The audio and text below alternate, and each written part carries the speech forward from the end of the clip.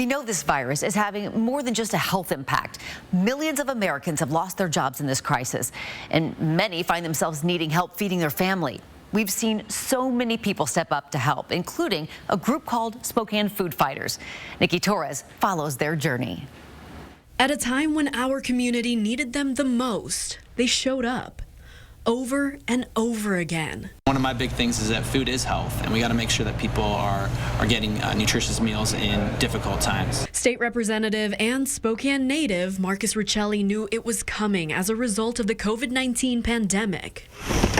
Hungry families. The pace of the response is transitioning from one of a sprint to one of a marathon, where more people than we've ever experienced before are seeking food assistance.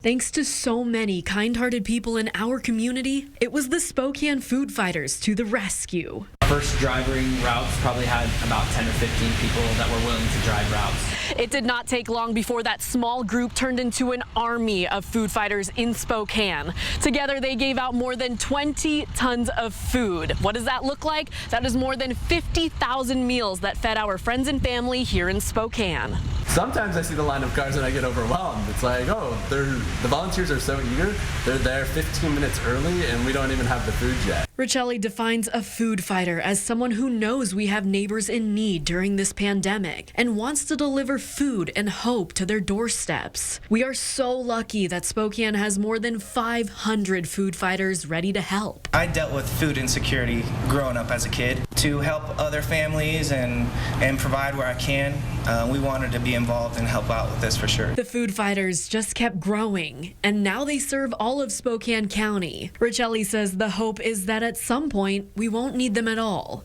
But until then, they will continue to show up. Reporting in Spokane, I'm Nikki Torres, 4 News Now.